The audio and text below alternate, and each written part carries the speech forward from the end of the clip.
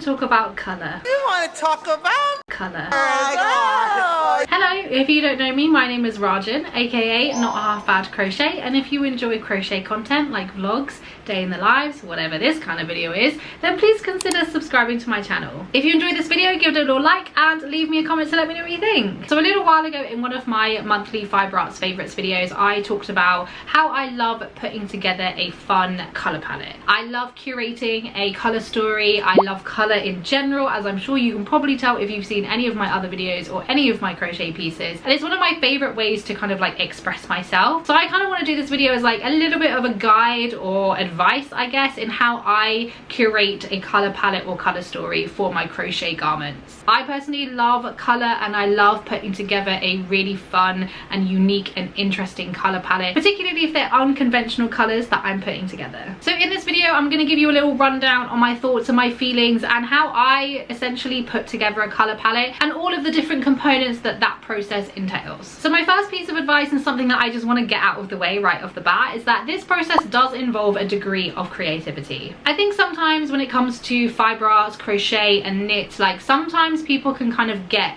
a little bit stuck because they feel the need to follow a certain set of rules. There are quite literally no rules when it comes to crochet or fibre arts. It is an art form. Allow yourself to be creative. Do things that are a little bit out of your comfort zone maybe. Try something new and generally just have fun. I personally wear a lot of colour in my day-to-day in a range of combinations and tones and palettes, and that's just how I personally like to express myself. It's when I feel the most confident, it's when I feel the most kind of in tune with myself. So allow yourself this moment, allow this process to be fun and to bring you joy and confidence, and just indulge yourself a little bit. This is a fun, creative and individual process. And honestly, you're gonna suck the joy out of it if you try and put too much pressure on yourself or essentially emulate what somebody else is doing. So this kind of moves us over nicely to my next point, which is what inspires you. Personally, I find inspiration from quite literally anything and everything around me. Whether that's cartoon characters, flowers and plants, gemstones, animals, genuinely anything I can see with my own eyeballs. So my next piece of advice is to look around you. Maybe take a walk outside, watch a movie, go to a florist, visit a gardens, and try and look a little bit more intently at the colours of the things around you and what attracts you to those things. Essentially, you are just looking for inspiration, and that can be found anywhere. You might see the colour combination of a flower or a plant that you like, in the sunset or a sunrise,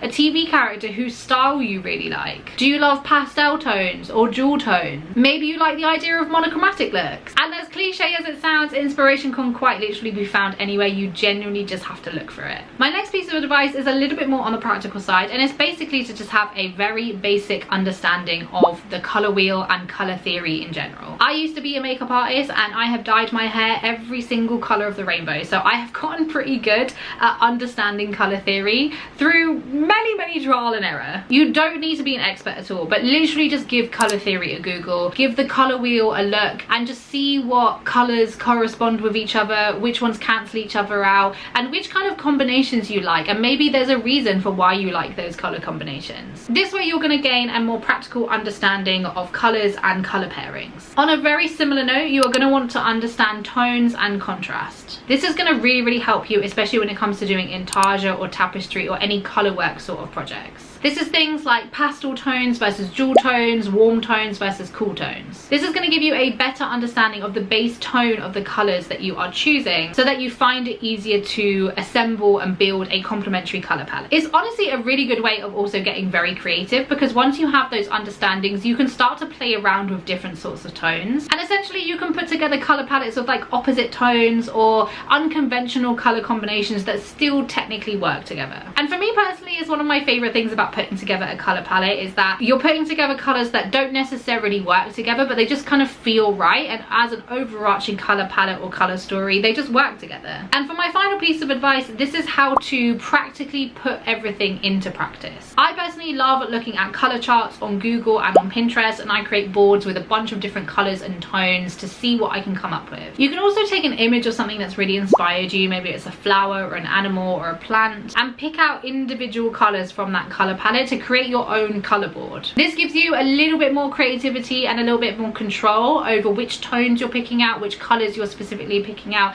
and also just gives you an opportunity to play around with it a little bit more. It also means you're able to tailor make this color palette for you and for what you want it to be. And that is everything. I personally think that curating a fun color palette for your crochet, it can be one of the best parts of the process, especially when you are starting off and you're seeing it all come together, especially if you're using unconventional color pairings. I feel like it's one of the most rewarding things about crochet is seeing all of those colors blend together. It's genuinely such a freeing and creative process, which for me personally I find really enjoyable, so now I hope you can too. But yeah, thanks so much for watching. I hope this was helpful. If you have any questions, leave them in the comments for me, and obviously if you enjoyed this video, give it a little like and leave me a comment to let me know what you think. And of course, if you enjoy crochet content, be sure to subscribe to my channel. Thanks so much for watching, and I will hopefully catch you on the next one.